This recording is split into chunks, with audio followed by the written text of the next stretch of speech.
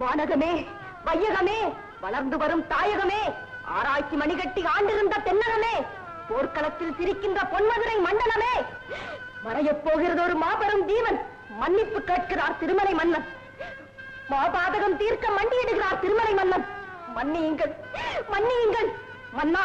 போ, அவர் காலில் விழி, புரண்டு கழி, கண்ணீரால் உன் களங்கத்தை கழுவு. போ போ போ. ஐயோ, என்னை கொல்லாதீர்கள்.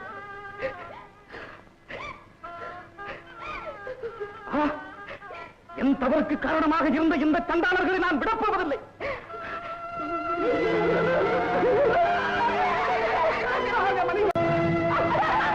கடமையிலே உயிர் வாழ்ந்து கண்ணியமே கொள்கையென மடிந்த வீரா